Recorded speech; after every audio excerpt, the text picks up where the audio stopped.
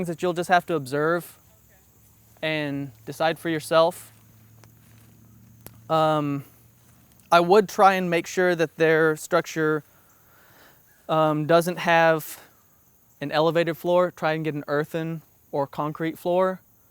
It makes it easier to clean out, and it also stays warmer in really cold weather if it's earthen floor versus air circulation underneath it, because then it'll be air temperature. And then also if it's like a wooden floor, then the moisture in the manure is going to make it rot a lot faster. I've done wooden floors in the past. You just have to be a lot more mindful and a lot more on point with moisture levels in there, and you have to get in there and break it up and dry it out and stuff like that. It can be very beneficial, but you've got to really be on your game, because you can stockpile a lot of fertility if it's stockpiled dry. And I've done that, and it's fantastic. And especially with the goat manure, it just kind of pulverizes down to this very easy to move, powdered dry, really lightweight stuff that you can just shovel out into a wheelbarrow and take a whole big old wheelbarrow of it, and it's just like I'm pushing 200 pounds worth of goat manure with 4 fingers. That's great, but you got to really be on your game. So that's why I say if you're new to it, start out with earthen floor. You can always, once you're really comfortable with the system and the animals, you can always put in a wooden floor and put some 3/4 inch treated plywood floors in there and transition to more of a dry, controlled environment. But I don't recommend that off the get-go. Okay, so structure. I like to have as much of the structure outside of the fenced area as possible.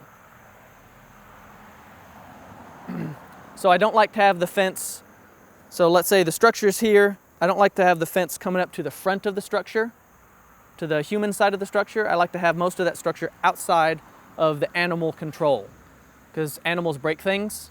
So, maybe one face of that barn, we'll just call it the goat barn, sheep barn, one face of that structure with animals having access to it would be fine. I don't want to have 3 sides of that with animals having access to it, because if you have one side, then you can always use one side of it as a tool rack, or you could put a drop shed off of it as a tool shed for your garden space. You can always have a drop shed come off of it, and this is what I really like to do, is I like to combine the herbivores and chickens, and I like to have a covered shed that all of my weeds from my garden and all of the produce that is not human food acceptable, any like tomato hornworms, all that stuff, all the refuse from the garden goes in a bucket and goes in the mulch yard. All of the manure goes in the mulch yard, and it's covered so I can manage how much moisture it gets. So I don't want it just getting rain willy-nilly. I want to control the moisture levels.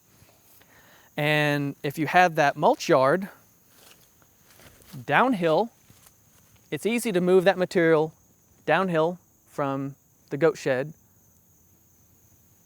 through the chicken barn or into the mulch yard, all downhill. It's easy to move that downhill. And then if you have your garden beds set up here and here, then your compost can go right into those garden beds, and it can also go downhill into the garden beds. It's really easy to come out of your kitchen or whatever, walk through your garden in the morning. You got 2 buckets. One bucket is carrying table scraps from your home kitchen from the day before or the evening before. That bucket comes with you. You got a clean bucket with you. So you got one for scraps and trash, one for clean veggies that you're going to take back in. You come, you work through your garden, pull a couple weeds here and there. You got it mulched, so pulling the weeds is just really easy. Those go in the scrap bucket. Oh, that tomato's all rotten on one side. I can cut it off and use it, but we've got so many tomatoes, I'm just gonna feed it to the chickens. So it goes in the scrap bucket. We've got all the scrap stuff into the scrap bucket.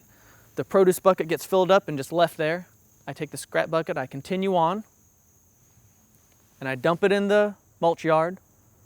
Chickens come, they eat it.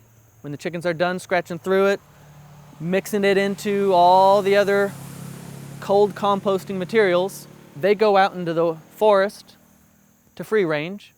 They're eating bugs, they're eating ticks, they're eating little worms and stuff. They're doing their job. And you come, you collect eggs, whatever, and it's this nice flow through. And you collect all your produce, your eggs, and then you go back and you rinse out your scrap bucket, and everything's clean, everything's quick, everything flows, it's easy. And then I just did how many chores with one pass through? There's not this constant back and forth, back and forth, back and forth. Oh, I need to go do this, I need to go do this. When you design it smart, it all just flows through and it all is easier.